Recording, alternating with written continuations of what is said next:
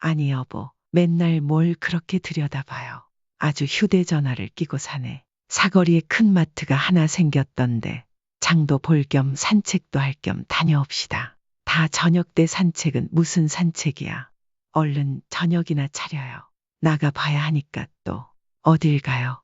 진짜? 이 양반이 도대체 어딜 그렇게 다니는 거예요. 어딜 가긴 어딜 가. 테니스 치러 가지. 운동해야 건강하지. 이 사람아.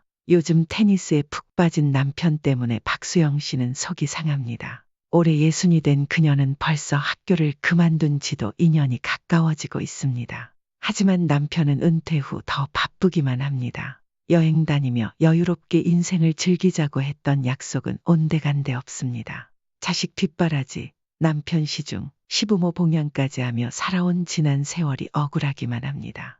요즘 남편은 해도 너무한다 싶을 만큼 테니스에 빠져 있습니다. 건강 때문이라 했지만 박수영 씨가 모르는 속사정이 따로 있는 것 같습니다. 그 속사정은 무엇일까요?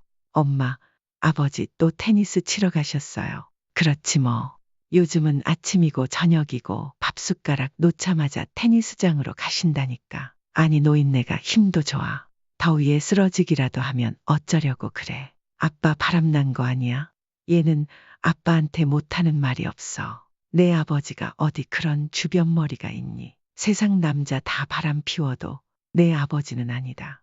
엄마는 아빠를 너무 믿는 경향이 있어. 참나, 아버지가 다닌다는 테니스장 근처인데 보고 가야겠다.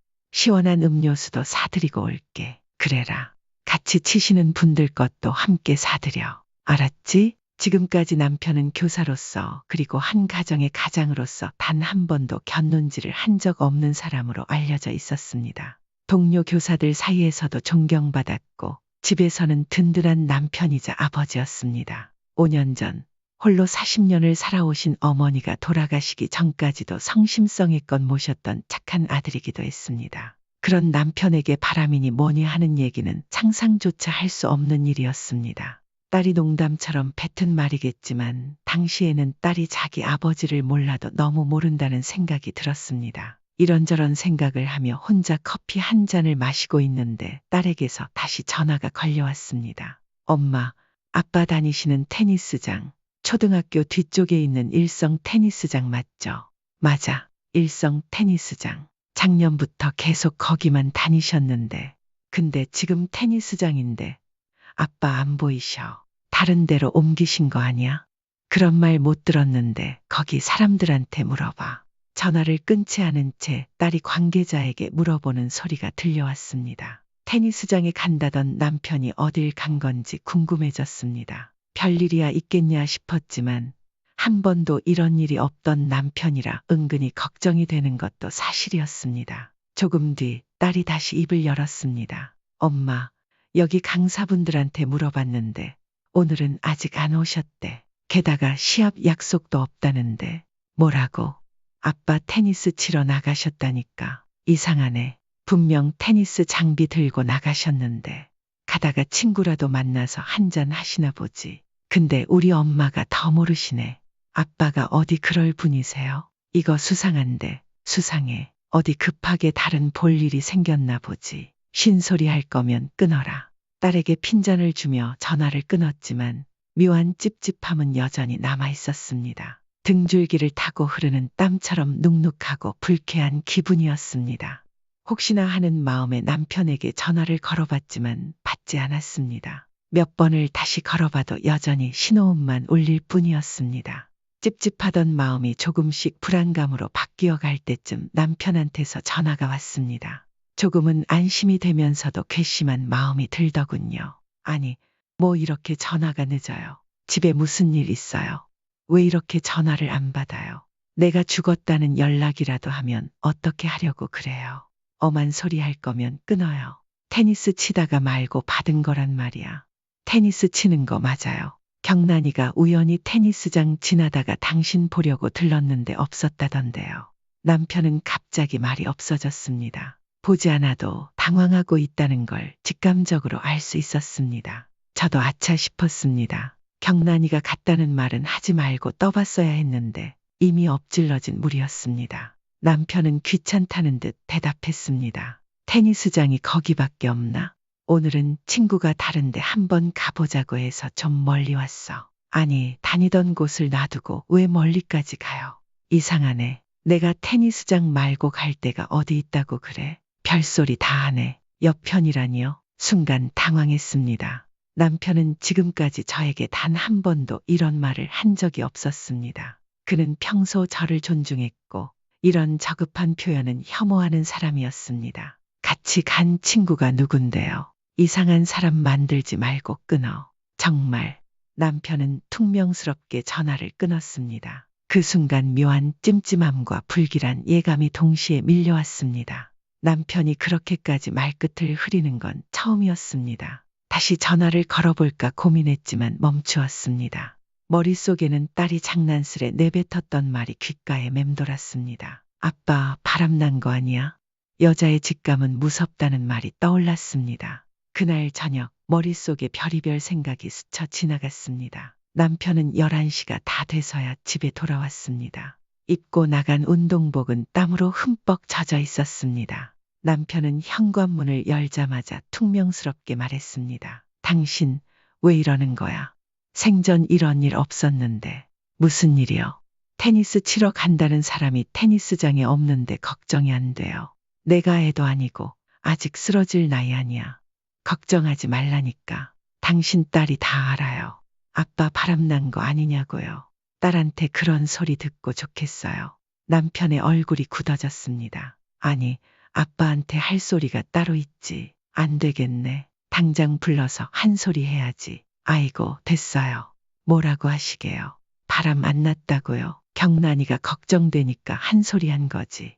흥건하게 젖은 운동복을 보니 조금은 안심이 되었습니다. 뭐라 하는 남편의 퉁명스러운 말을 들으면서도 제가 너무 앞서갔다는 생각에 얼굴이 화끈거리더군요. 그래, 세상 모든 남자가 바람을 피워도 저 사람은 아니지. 이런 생각이 들면서 스스로 다 늙어서 참 주책이라는 생각에 피식 웃음이 나왔습니다. 미안한 마음이 들어 남편을 위해 술상을 준비했습니다. 함께 살아온 세월이 얼마인데 남편을 못 믿은 제 자신이 우습기도 했습니다. 그리고 한편으로는 아직 여자로서 질투하는 제 자신이 내심 뿌듯하기도 했습니다. 띵동, 띵동.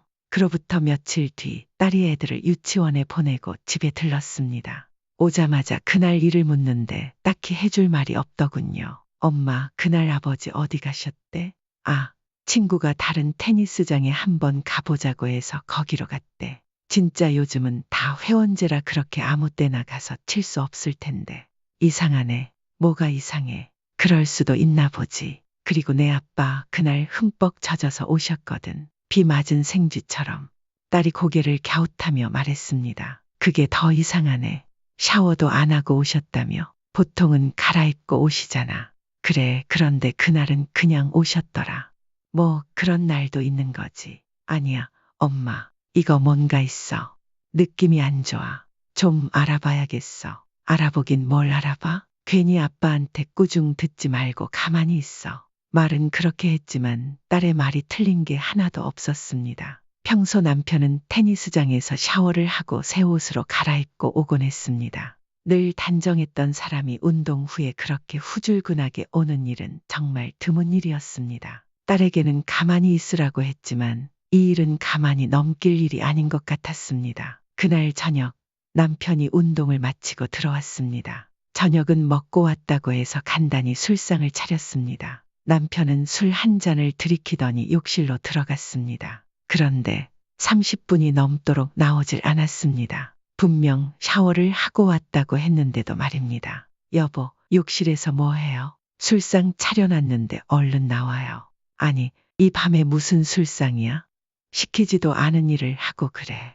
오랜만에 오붓하게 당신이랑 한잔하려고 했지. 욕실에서 나온 남편의 손에는 휴대전화가 들려 있었습니다. 예전에는 남편이 욕실에 휴대전화를 들고 들어가는 일이 거의 없었는데 2달 전부터인가 꼭 들고 들어가더니 들어가면 한참 있다가 나오곤 했습니다. 요즘 애들처럼 게임해요. 욕실에 들어가면 나올 생각을 안 하던데. 무슨 게임을 해? 쓸데없는 소리 그만하고 술이나 마셔. 남편은 얼버무리며 술잔을 들었습니다. 저는 내심 답답한 마음을 숨기고 대화를 돌렸습니다. 날도 더운데 이번 주에 오빠네 집에 가서 며칠 쉬다 옵시다. 어때요? 아, 당신이나 다녀와. 나는 모임도 있고 바빠서 안 돼. 가는 김에 푹 쉬었다 오라니까. 서운한 마음이 컸지만 다음 날 혼자 친정 오빠가 있는 괴산으로 내려갔습니다. 마음도 싱숭생숭하던 차에 잘 됐다고 생각하며 일주일 정도 푹 쉬고 올라갈 생각이었습니다. 하지만 하루가 지나고 이틀이 지나자 불길한 생각이 떠나질 않았습니다. 그날 밤 오빠도 제 얼굴을 유심히 살피더니 집 오래 비우는 거 아니야. 올라가 봐라. 라고 했습니다. 결국 저는 딸에게만 연락하고 아침을 먹은 뒤 곧바로 서울로 올라왔습니다. 터미널에 도착하자 딸이 마중 나와 있었습니다. 엄마, 아침에 아빠 식사 차려드리려고 갔는데 뭔가 이상했어요. 나도 불안해서 괴산에 계시라고 할 수가 없었어. 아빠가 오늘도 테니스장에 간다고 했대. 다니던 테니스장이라고 했으니까 가보자. 한여름 대낮 땡볕 아래로 가슴이 콩 튀듯 뛰었습니다. 테니스장에 도착하니 여름 휴가로 문이 닫혀 있었습니다. 콩닥거리던 가슴이 이제는 방망이질을 쳤습니다. 이 사람이 도대체 어딜 간 거야? 불길한 생각이 꼬리에 꼬리를 물며 떠올랐습니다. 가을 추수를 끝낸 벌판처럼 황량한 마음에 망측한 장면까지 스쳐 지나갔습니다. 결국 남편에게 전화를 걸었지만 이번에도 받지 않았습니다. 엄마, 잠깐만 기다려봐. 전화 좀 해볼게. 딸은 누군가와 통화를 하더니 전화를 끊자마자 차를 몰았습니다. 차가 향하는 곳은 집에서 멀리 떨어진 한 모텔촌이었습니다. 설마 남편이 이런 곳에 드나들 거라고는 생각하고 싶지 않았습니다. 엄마, 여기가 불륜 저지르는 사람들이 많이 오는 동네래요. 조금 돌아다녀 보자고요. 설마 이 대낮에 아빠가 여기에 있겠니? 말도 안 되는 소리 하지 마라. 엄마, 이 상황에서 그런 말이 나와요. 만약 여기서 아빠 만나면 나 다시는 안 봐요. 엄마도 마음 단단히 먹어요. 딸과 함께 남편 뒤를 밟고 있는 제 자신이 한심하게 느껴졌습니다. 이게 무슨 짓인가 싶었지만 이제는 멈출 수도 없었습니다. 차라리 남편을 찾지 못하길 바라며 마음속으로 빌고 또 빌었습니다. 그런데 불행은 저를 비켜가지 않았습니다. 한 모텔 주차장에서 남편의 차를 발견한 우리는 한참을 기다렸습니다. 결국 남편이 낯선 중년 여성과 함께 나와 차에 올라타는 것을 보고야 말았습니다. 하늘이 무너지는 듯했습니다. 당장 차에서 내려 남편의 멱살이라도 잡고 싶은 마음이 굴뚝 같았지만 딸이 저를 붙들었습니다. 엄마, 지금 내려서 난리치면 마음은 후련하겠죠. 그런데 이게 정말 잘하는 거예요. 크게 만들어봤자 우리만 힘들어질 거라고요. 저는 믿을 수가 없었습니다. 어떻게 내 아빠가 나한테 이럴 수가 있니? 엄마, 난 더해요. 아빠를 내가 얼마나 존경하고 좋아했는데. 딸은 평소 남편을 누구보다 잘 따르고 좋아했습니다. 심지어 시집간 후에도 저보다 아빠를 더 챙길 정도였습니다. 그런 딸이 이렇게 상처받는 모습을 보니 마음이 찢어지는 것 같았습니다. 운전대를 잡은 딸의 손은 심하게 떨리고 있었습니다. 그 모습은 마치 콘크리트를 뚫는 거대한 기계처럼 보였습니다. 저도 머리를 쇠뭉치로 얻어맞은 것처럼 정신을 차릴 수가 없었습니다. 남편의 차는 모텔촌을 빠져나와 어느 한적한 골목에 멈춰섰습니다. 한참 후 여성은 차에서 내렸습니다. 그녀를 보니 한눈에 보기에도 상당한 미인이었습니다. 하늘하늘한 원피스를 입은 그녀는 늘씬한 몸매로 중년이라고는 믿기지 않을 정도였습니다. 그 끔찍한 순간에도 그녀의 모습이 눈에 들어올 정도였으니 얼마나 충격적이었는지 짐작이 갔습니다. 엄마, 내 말 잘 들어요. 이제 모든 게 분명해졌어요. 지금까지 살아온 세월이 너무 허무해서 죽을 것 같았습니다. 딸도 울음을 삼키며 말했습니다. 내가 이런데 엄마는 오죽하겠어요. 그래도 정신 바짝 차리셔야 해요. 내 아빠를 다시 볼 자신이 없다. 오늘은 너희 집으로 가자. 안 돼요, 엄마. 확실하게 증거를 잡을 때까진 전처럼 지내요. 내가 다 알아서 할 테니까요. 딸은 의외로 침착했습니다. 아니, 침착해지려 안간힘을 쓰고 있다는 게 눈에 보였습니다. 하늘이 무너지는 듯한 슬픔을 안고 집으로 돌아왔습니다. 집에 먼저 도착해 있던 남편은 저를 보자 깜짝 놀란 얼굴이었습니다. 아니, 당신 웬일이야? 일주일 정도 있다 온다더니 벌써 온 거야. 내가 일찍 와서 싫은 거예요. 뭐 나한테 숨기는 거라도 있어요. 하나도 안 반가운 것 같네. 아니, 여편네라는 건, 미안해. 여편네라는 말은 취소야. 말도 없이 오니까 그렇지. 당신 이상해. 여편네라는 말을 이제 아주 당연하다는 듯이 하네.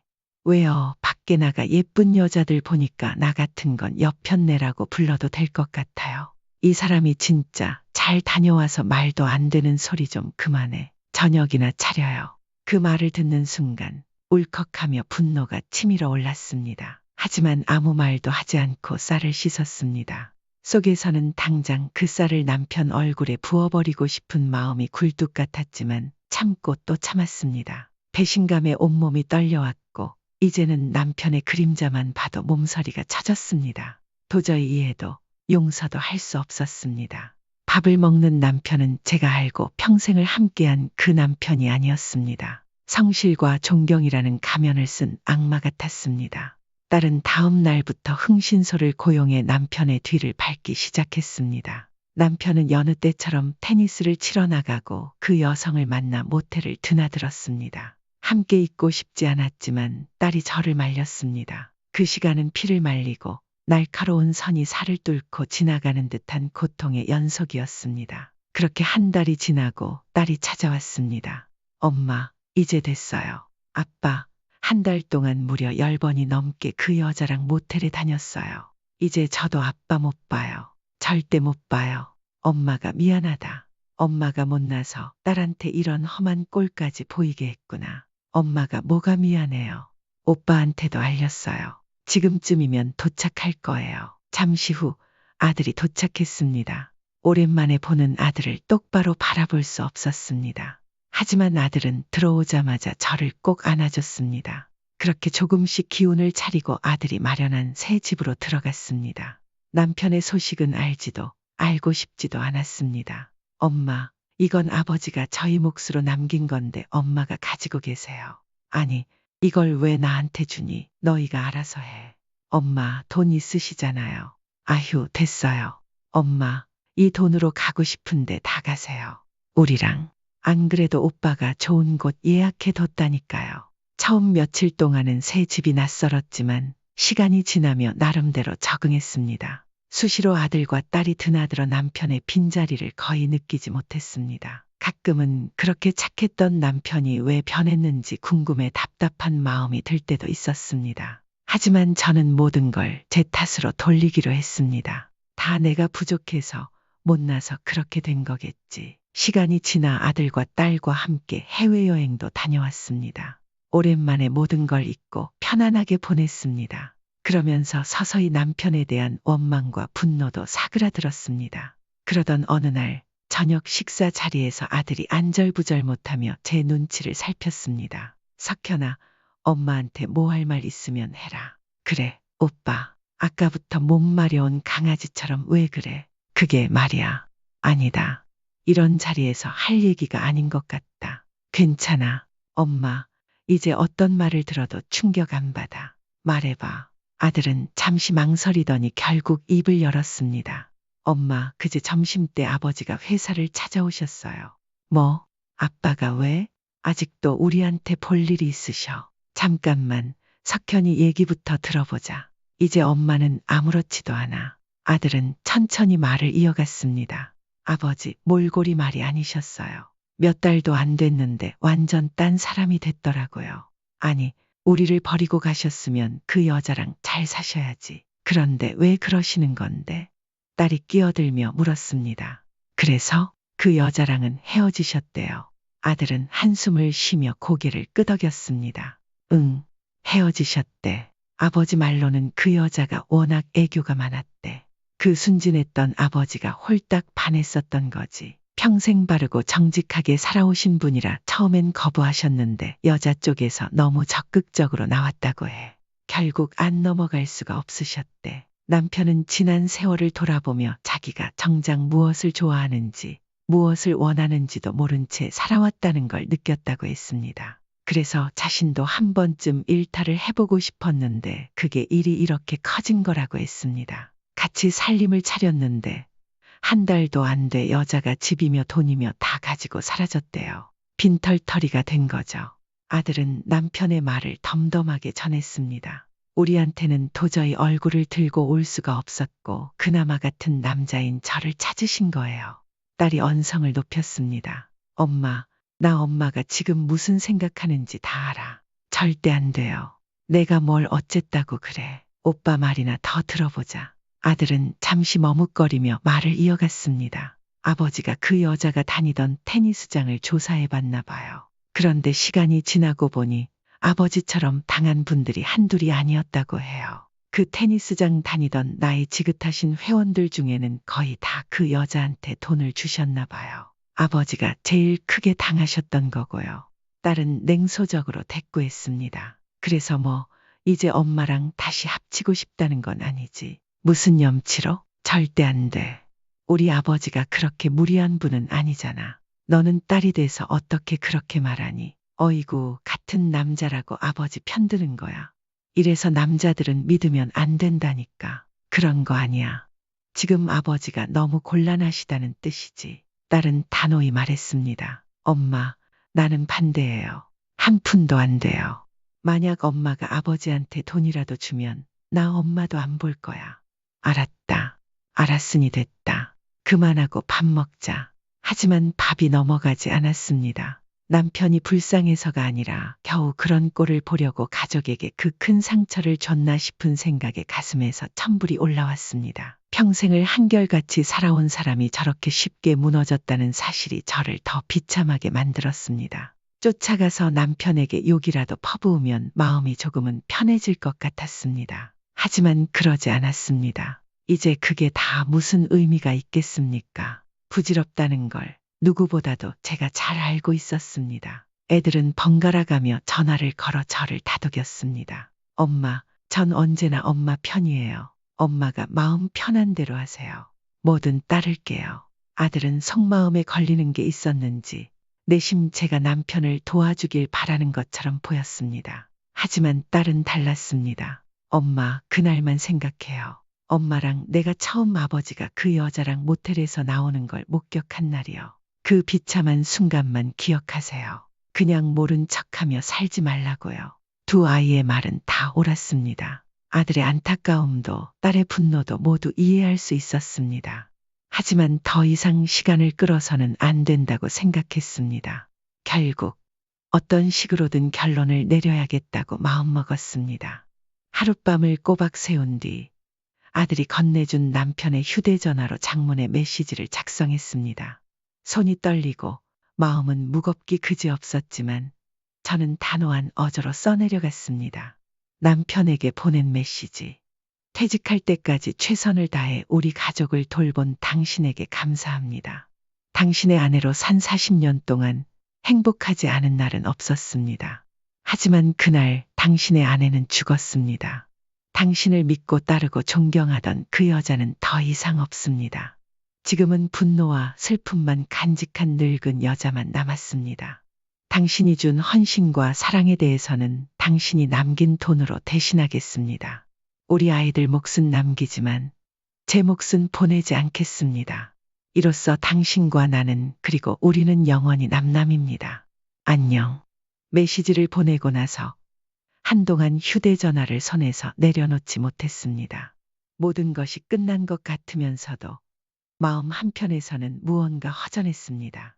그러나 그것이 최선의 결정이라는 걸 스스로 잘 알고 있었습니다.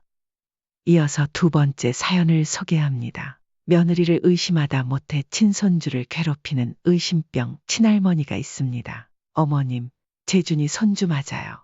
매일 밤 우는 며느리를 생각하면 정말 기가 막혀요. 제발 저희 재준이 어디 있는지 아시면 좀 알려주세요. 제발요. 재준이, 어머님 손주 맞아요. 제가 여러 번 확인해 드렸잖아요. 유전자 검사 결과지도 보여드리고 제가 할 수 있는 건 다 했잖아요. 그런데 왜 아직도 못 믿으세요? 제가 재준이를 찾으면 원하시는 대로 또 확인해 드릴게요. 그러니 제발 재준이 어디 있는지 좀 알려주세요. 제발요. 어머니, 아버지라는 단어를 들으면 보통 사람들은 사랑, 감사, 그리고 죄송함 같은 단어를 떠올리곤 합니다. 마찬가지로 할머니, 할아버지라는 말에서는 무한한 사랑과 지지 그리고 응원이 떠오르기 마련입니다. 손주를 사랑하는 마음은 그 나이쯤 되면 아이들의 천진난만한 얼굴만으로도 가득 차는 것이 보통이니까요. 하지만 오늘의 사연은 세상을 다 줄 것 같은 친할머니가 하나뿐인 손주를 괴롭히다 못해 결국 극단적인 사고까지 일으키게 되었다는 이야기입니다. 도대체 왜 이런 일이 벌어진 걸까요? 오늘 사연을 함께 들어보도록 하겠습니다. 안녕하세요. 강원도에 살고 있는 10년이라고 합니다. 사연을 매일 들으면서 느낀 것은 빠지지 않는 단골 소재가 고부 갈등이라는 점입니다. 오늘 제가 들려드릴 이야기는 제 직접적인 이야기가 아니라 제 딸의 이야기랍니다. 충격과 공포 속에서 힘들었던 그 시간들은 보상받을 수는 없겠지만 지금은 제가 앞뒤로 돕고 또 의지하며 딸의 불안했던 마음을 잠재우기 위해 노력하고 있습니다. 저는 올해 67세이고 제 딸 수진이는 43세입니다. 제 딸이 결혼한 지도 이제 10년이 넘었네요.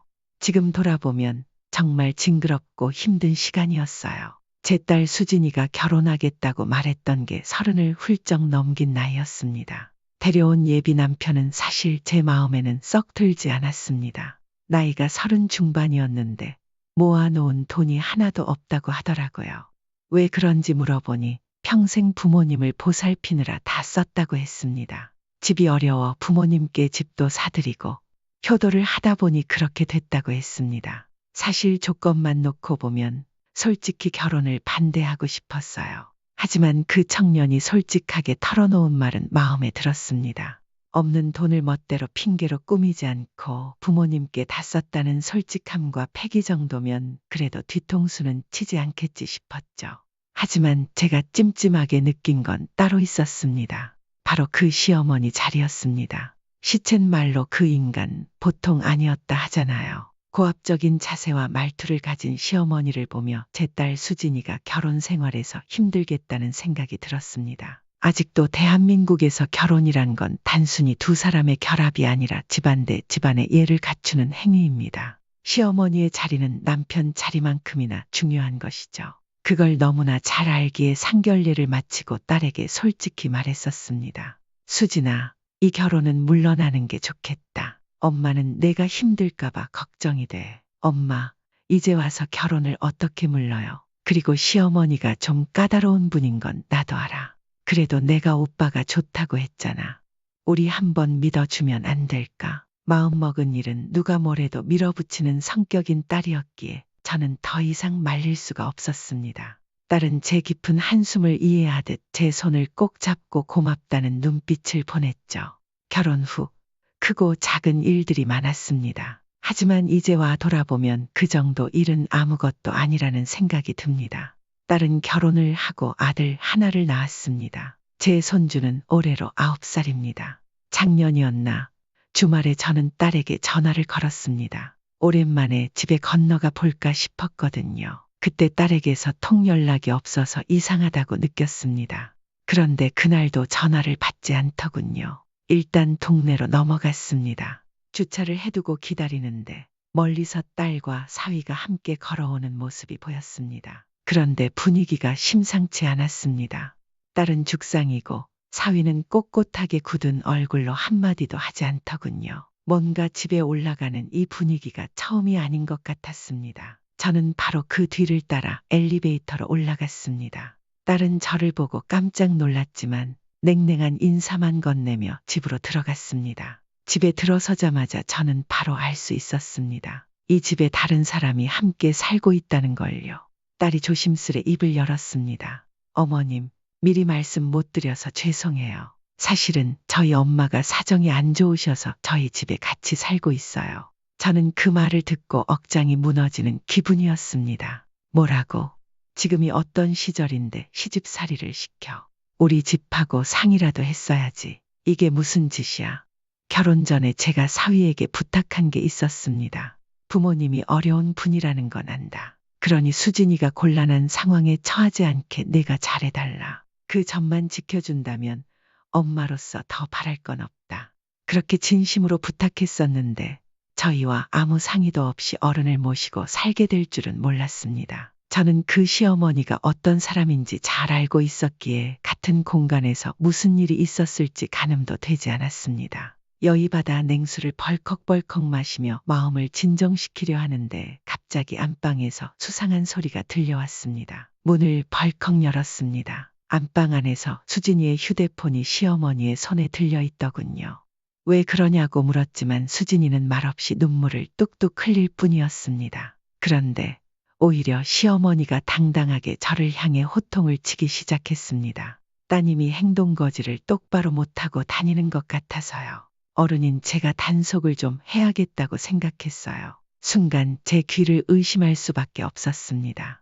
요즘은 20살짜리 아이들에게도 이런 간섭은 하지 않습니다. 그런데 결혼을 했고 아이까지 낳아 기르는 40대 성인인 제 딸을 왜 시어머니가 일거수일투족 감시하고 간섭한단 말입니까? 물론 딸이 외도를 하거나 큰 잘못을 저질렀다면 어느 정도 이해할 수도 있겠죠. 하지만 제 딸은 절대 그런 아이가 아니었습니다. 그건 제가 장담할 수 있습니다. 수진이는 침착하게 말을 꺼냈습니다. 어머님은 제 휴대폰의 카톡, 문자, 사진, 전화 내역까지 다 확인하셨어요. 오빠는 이걸 평생 이렇게 견뎌왔대요. 그런데 전 미칠 지경이에요. 오빠는 아무렇지도 않은 것 같아요. 이 집에서 이상한 사람은 저 하나뿐인 것 같아요. 그게 저를 더 힘들게 해요. 딸은 말을 마치자마자 눈물을 쏟아냈습니다. 나에 대한 모든 걸 감시하고 의심하는데 너무 고통스러워요. 엄마. 저는 딸을 진정시켜 근처 카페로 데려가 앉혔습니다. 그리고 그간의 이야기를 모두 들었습니다. 이야기를 들을수록 화가 머리끝까지 치밀어 올랐습니다. 의심을 하면 아들이나 의심해야지 왜 남의 딸을 그렇게 잡아. 정신 차려, 수진아. 바로잡지 않으면 평생 끌려다녀야 한다고. 딸도 결심한 듯 눈물을 그치고 고개를 끄덕였습니다. 그리고 사위와 시어머니에게 자신의 의사를 밝혔습니다. 하지만 딸이 진정으로 원했던 것은 단순히 시어머니의 간섭을 멈추는 것이 아니었습니다. 보다 근본적인 문제를 해결하고 싶어 했습니다. 바로 시어머니를 치료받게 하는 것이었죠. 사실 이 사건 전에도 시어머니의 언행은 이루 말할 수 없을 정도로 심각했습니다. 딸이 누군가와 대화라도 하면 느낌이 온다며 불필요한 의심을 늘어놓았습니다. 심지어는 손주가 사위를 하나도 닮지 않았다고 하며 손주의 출생을 의심하기도 했습니다. 끝이 없었습니다. 그래도 그동안은 따로 살고 있었고 어느 정도 피해를 감내하며 버텼습니다. 하지만 이제는 상황이 달라졌고 이미 선을 넘어버렸습니다. 누가 봐도 그 시어머니는 정신적으로 문제가 있는 것이 분명했습니다. 동네에서도 다 알 만큼 그녀의 행동은 도를 넘었으니까요. 하지만 자신의 친엄마의 정신적 문제를 논해야 한다는 건 사위로서도 쉽지 않은 일이었겠죠. 그래서 딸도 그동안 사위에게 이 문제를 깊이 말하지 못했습니다. 어쩌다 조심스럽게 이야기를 꺼내보아도 사위는 반응이 부정적이었습니다. 그럼 내 엄마를 정신병원에 보내자는 소리냐? 그는 흥분하며 반발했고 더는 대화가 통하지 않았습니다. 수진이는 이미 많이 지쳐 보였습니다. 저는 제 딸을 지켜야겠다는 생각이 들었습니다. 그래서 사위에게 직접 전화를 걸어 자초지종을 길게 설명하지도 않았습니다. 어머님의 성격이든 다른 문제든 지금은 그로 인해 가족이 괴로움을 당하고 있는 상황입니다. 물리적으로 분리하는 게 답이에요. 저는 저희 집 근처에 작은 집을 하나 구해 시어머니의 거주지를 옮겨드렸습니다. 당장 모든 문제를 해결할 순 없었지만 임시방편으로라도 딸의 가족을 보호해야 했습니다. 그 여자를 당장 내쫓을 순 없었으니까요. 하지만 조용할 틈도 없었습니다. 어느 날 저녁 수진이가 울며 불며 전화를 걸어왔습니다. 울먹이며 무슨 말을 하는데 처음에는 알아들을 수 없었습니다. 딸의 목소리는 떨리고 놀라움과 두려움으로 가득 차 있었습니다. 엄마, 재준이가 없어졌어. 학원 끝나고 내렸다는데 집에 오지 않아. 어디 갔지? 다른 데로 갈 애가 아닌데 우리 재준이가 없어. 연락도 안 돼. 나가서 이름을 불러도 대답이 없어. 엄마 제발 도와줘. 손주 재준이가 학원을 마치고 아파트 앞에 내렸지만 1시간이 지나도록 집에 들어오지 않았다고 했습니다. 전화기도 꺼져 있다고 했습니다. 그 말을 듣자마자 손에 들고 있던 전화를 떨어뜨리고 말았습니다. 그동안 뉴스에서 봤던 온갖 유괴 사건이 제 머릿속을 스치고 지나갔습니다. 두 다리에 힘이 풀려 서 있을 수도 없었지만 그래도 저는 엄마가 아니라 할머니로서 이성을 차리려 애썼습니다. 저는 곧바로 경찰에 신고했습니다. 여차저차하여 제 손주가 없어졌다니 서로 일단 딸 집으로 오라고 하더군요. 저는 바로 택시를 타고 딸 집으로 달려갔습니다. 온 가족이 이미 모여 있었습니다. 사위도 얼굴이 시커멓게 질려서 손톱을 물어뜯고 있더군요. 서로를 다독일 새도 없이 저희는 곧바로 경찰서로 향했습니다. 경찰서에서는 손주가 없어졌던 시간, 장소, 인적 사항 등 관련 정보를 남겼습니다. 그런데 그 과정에서 한 형사님이 시어머니를 유난히 유심히 보는 것 같았습니다. 하지만 당시 저도 정신이 없던 터라 그다지 신경 쓰지 못했습니다.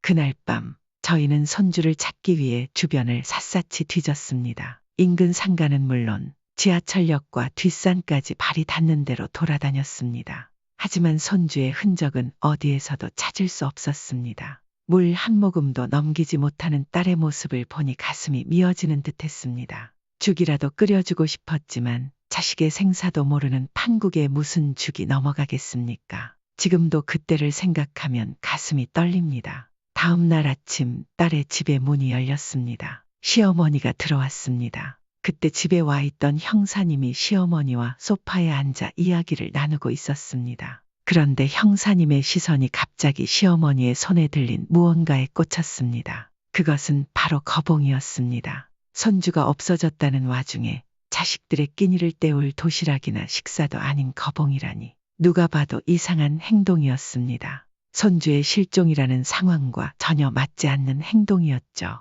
형사님은 천천히 몸을 일으켜 시어머니 앞으로 다가갔습니다. 그리고 단도직입적으로 물었습니다. 혹시 일부러 그러신 겁니까? 정말 친할머니 맞으세요? 시어머니는 형사를 노려보며 고래고래 소리를 질렀습니다. 나도 그 애가 내 친손주가 맞는지 의심스러운 판인데 형사 양반이 대신 확인해 줄 거요. 내가 보니까 저 애는 딱 봐도 여시 자손이 아니야. 이래서 내가 속을 줄 알았어. 난 여시 가문의 사람이요. 갑작스러운 시어머니의 발언에 방아는 얼어붙었습니다. 저는 믿을 수 없었습니다. 설마 했지만 입 밖으로 꺼내지도 못했던 그 상황이 진실임을 깨닫는 순간이었습니다. 다 자신이 한 짓이라고 성사하는 꼴이었습니다. 형사가 입을 떼기도 전에 소파에 누워있던 수진이가 불이 나게 일어서더니 시어머니의 손을 잡고 무릎을 꿇었습니다. 어머니, 제발 저희 재준이 어디 있는지 아시면 좀 알려주세요. 재준이, 어머님 손주 맞아요. 제가 여러 번 확인해 드렸잖아요. 유전자 검사 결과지도 보여드리고 제가 할 수 있는 건 다 했잖아요. 그런데 아직도 왜 못 믿으세요? 수진이는 떨리는 목소리로 간절하게 말했습니다. 제가 재준이를 찾으면 원하시는 대로 또 확인해 드릴게요. 제발 재준이 어디 있는지 좀 알려주세요. 제발요. 저는 이 대화를 듣고 까무러칠 뻔했습니다. 알고 보니 그동안 시어머니는 손주 재준이를 끊임없이 의심해왔던 겁니다. 이유도 기가 막혔습니다. 아이가 사위를 닮지 않고 제 딸만 빼닮았다는 이유였습니다. 유전자 검사까지 받아 확인시켜줬는데도 결과지를 보고도 그 의심을 떨치지 못했다니 이건 병이 아니고 뭡니까? 방치된 그 병이 결국 제 딸을 옥죄고 급기야 이런 일을 벌이게 만든 것이었습니다. 시어머니는 현장에서 곧바로 체포되었습니다. 하지만 지금 가장 중요한 건 처벌이 아니라 재준이를 찾는 일이었습니다. 다행히 재준이는 멀리 있지 않았습니다. 시어머니가 이전에 살던 집에 아이를 가둬놓고 있었던 겁니다. 철물점에서 자물쇠를 사와 밖에서 문을 걸어 잠그고 아이를 하루 가까이 가둬둔 것이었습니다. 구출된 재준이는 심각하게 불안정한 상태였습니다. 아이가 방 안에 갇힌 채 하루를 보낸 와중에도 시어머니는 고래고래 소리를 질렀다고 합니다. 너 정체가 누군지 밝혀야 이 집에서 나갈 수 있다. 정말 미친 사람이 따로 없었습니다. 저희는 미친 가족과 상대할 여유가 없었습니다. 손주에게 안정을 주는 것이 가장 시급했습니다. 황급히 손주를 데리고 현장을 빠져나왔습니다. 사위는 경찰서로 갔고 딸과 재준이는 저희 집으로 데려왔습니다. 둘은 소파 위에서 몇 시간이나 부둥켜 안고 있었습니다. 저도 옆에서 아이들의 머리를 쓰다듬으며 울었습니다. 도대체 이게 무슨 일인가 싶었습니다. 왜 이런 일이 벌어져야 했는지 분노가 가슴 깊숙이 차올랐습니다. 저녁이 되자 경찰서에 다녀온 사위가 저희 집으로 찾아왔습니다. 물을 몇 모금 삼키더니 사위가 입을 열었습니다. 중증 죄목이랍니다.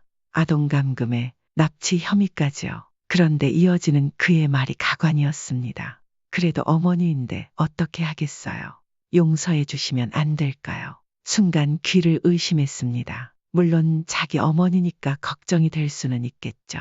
하지만 이 일이 벌어진 지 얼마 되지도 않았고 온 가족이 여전히 충격 속에 있는데 용서라니요? 사위의 말을 들은 제 딸 수진이는 울고불고 방으로 들어가 가슴을 치더니 결국 그 자리에서 실신하고 말았습니다. 급히 119를 불러 병원으로 향하고 집안은 난리도 아니었습니다. 온 가족이 슬픔과 충격에 휩싸여 있었습니다. 어른들도 이런데 우리 손주 재준이는 어떻겠습니까? 고작 9살밖에 되지 않은 어린아이가 겪기에는 이 사건이 너무나 충격적이었죠. 게다가 남도 아닌 친할머니에게 말입니다. 자신의 것을 아낌없이 나눠주며 사랑을 줘야 할 사람이 오히려 아이를 끊임없이 의심하고 급기야 감금까지 했으니 그 상처가 얼마나 깊었겠습니까? 외할머니인 저는 손주에게 해줄 수 있는 치료를 모두 지원하기로 결심했습니다. 건너 아는 상담센터에 등록을 했고 손주를 위한 심리치료를 시작했습니다. 상담 선생님은 말했습니다. 아이는 어른보다 회복이 더 빠를 수도 있지만 반대로 더 느릴 수도 있습니다.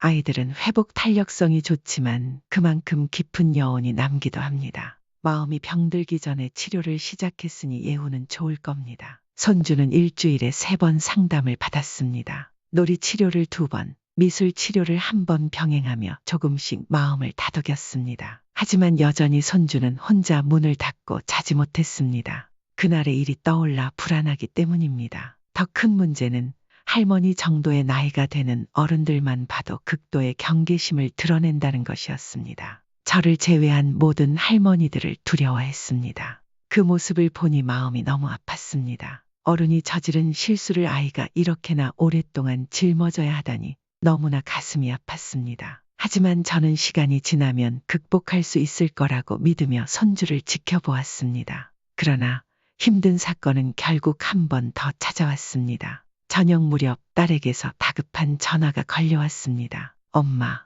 어머님이 그 여자가 재준이를 찾아왔나 봐. 재준이가 지금 불안해서 울고 난리야. 학교 안으로 도망쳤대. 엄마, 먼저 좀 가죠. 재준이 어떻게 우리 아들. 해는 이미 넘어가 어두워진 시간이었습니다. 하지만 그 일이 벌어진 지 겨우 반년도 채 지나지 않았을 때였습니다. 할머니가 또다시 재준이 학교 앞에 나타난 겁니다. 제 손주는 너무 놀라고 무서워 딸에게 전화를 했습니다. 하지만 수진이는 당시 일하고 있어서 바로 갈 수 없었고 지금 출발해도 거리가 멀어 시간이 걸린다며 저에게 빨리 좀 가달라고 부탁했습니다. 엄마, 재준이가 너무 무서워서 학교 안으로 다시 숨어버렸대요. 엄마가 먼저 좀 가주세요. 부탁이에요. 저는 맨발에 슬리퍼를 짝짝이로 신은 것도 모른 채 택시를 불러 뛰어나갔습니다. 심장은 방망이질 치고 있었습니다. 택시 안에서도 간절히 기도했습니다. 무슨 일만 없게 해주세요. 만약 제 손주를 또 건드리면 그땐 정말 핏줄이고 뭐고 없을 거야. 택시가 학교 앞에 도착했지만 재준이는 전화를 받지 않았습니다. 불안감에 더욱 떨고 있었던 겁니다. 이미 6시가 넘어 학교 안은 텅 비어 있었고 학생들도 모두 집에 간 뒤였습니다. 저는 놀이터와 학교 안까지 들어가 관리 직원분과 함께 재준이 이름을 열심히 불렀습니다. 재준아, 준아, 할머니 왔다. 재준아. 한참을 찾고 돌아다니던 끝에 재준이는 학교 과학실 구석 테이블 밑에 쪼그려 앉아 있었습니다. 손으로 2 귀를 막고 온몸을 웅크린 채 떨고 있었습니다. 그 모습을 본 순간 가슴이 찢어질 것 같았습니다. 준아, 할머니가 미안하다. 정말 미안해. 저는 재준이를 조심스럽게 안아주었습니다. 미안하다, 준아. 어른으로서 너무 미안하구나. 내가 이렇게 고통받아야 하는 게 다 할머니 잘못이다. 재준이의 몸은 차가웠고 온몸이 사시나무처럼 떨고 있었습니다. 저를 보며 아무 말도 하지 못하는 아이의 표정이 너무 가여웠습니다. 수진이가 이 모습을 봤다면 얼마나 가슴이 아팠을까. 저는 할머니인데도 이렇게 가슴이 찢어지는 것 같은데 그 충격을 직접 받은 재준이는 어땠을까요? 할머니에게 받았던 충격이 아직 씻기지 않은 상태에서 다시 이런 일이 반복되니 재준이는 불안감이 극에 달했고 결국 자학을 하기 시작했습니다. 그제야 우리는 치료 방향을 완전히 바꿔야 한다는 결정을 내렸습니다. 그러나 이쯤 되니 더 이상 참을 수가 없었습니다. 저희는 경찰에 시어머니를 스토킹 혐의로 신고했습니다. 학교에 찾아오기 전에도 시어머니는 꾸준히 딸에게 연락을 해서 재준이 얼굴을 보여달라고 요구하는 등 뻔뻔한 행동을 이어왔습니다. 아무리 생각해도 여시애 씨가 아닌 것을 자기 자신은 안다며 하늘이 알고 땅도 아는 사실을 숨기지 말라는 협박성 문자를 시어머니가 계속 보내왔습니다. 재준이에게 접근하지 말라고 여러 차례 경고를 했지만 결국 그녀는 학교 앞까지 찾아왔습니다. 그 일로 인해 재준이는 충격을 받아 자신의 팔과 허벅지를 스스로 찌르게 되는 지경에 이르렀습니다. 상담을 통해 알게 된 사실은 가족이라 하더라도 명백히 거절 의사를 밝혔음에도 정신적, 신체적 피해를 줄 만큼 강제적인 접근을 한다면 이는 분명한 범죄로 성립된다는 것이었습니다. 이런 이유로 저희는 스토킹 신고를 하게 된 것입니다. 그 사실을 알게 된 사위는 충격을 받았는지 밤늦게 술에 취해 저희 집을 찾아왔습니다. 당시 재준이의 상태가 너무 심각해 딸과 재준이를 제가 데리고 있었던 터라 딸도 무슨 일이 생길까봐 불안해하고 있었습니다. 사위는 처음으로 솔직하게 자신의 어머니, 즉 딸의 시어머니의 과거 이야기를 털어놓았습니다. 그는 말했습니다. 제 어머니도 사실 제 할머니에게 엄청난 일을 겪으셨습니다. 수십 년 전의 일이지만 어머니는 할머니 때문에 정말 끔찍한 세월을 보냈어요. 사위의 이야기는 충격적이었습니다. 그의 할머니, 즉 시어머니의 시어머니는 전형적인 아들 타령을 하며 며느리인 사위의 어머니를 극도로 괴롭혔다고 합니다. 결혼 후 아들을 낳아야 한다는 압박이 너무 심했대요. 하루도 빠짐없이 잔소리를 들으셨다고 하더라고요. 심지어 임신을 하면 더 심했다는데요. 사위의 목소리가 떨리기 시작했습니다. 그는 숨을 고르고 말을 이어갔습니다. 첫 임신이 딸이라는 걸 알고 강제로 지우게 했다고 합니다. 두 번째는 더 끔찍했어요. 태어난 손녀를 해외로 입양 보내셨답니다. 이유는 단 하나, 딸이었기 때문이라고요. 저는 그 이야기를 들으며 도저히 믿기지 않았습니다. 아무리 옛날이라고 해도 어떻게 그런 일이 있을 수 있지. 부모 자식 간의 생이별을 강요하다니. 사위는 고개를 떨구며 말을 이었습니다. 그렇게 둘을 보내고 얻은 자식이 저예요. 하지만 저를 낳고도 어머니는 집안의 종처럼 살아야 했습니다. 할머니는 아들이라는 이유로 저를 예뻐했지만 어머니는 끝까지 괴롭히셨죠. 사위의 첫 기억은 자신의 어머니가 구박받던 모습이라고 했습니다. 그는 어머니의 고통을 보며 자라왔고 그 상처가 결국 현재까지 이어져 딸과 재준이에게까지 고스란히 드러나게 된 것이었습니다. 저희 엄마가 너무 불쌍해요. 어릴 땐 이해가 안 갔어요.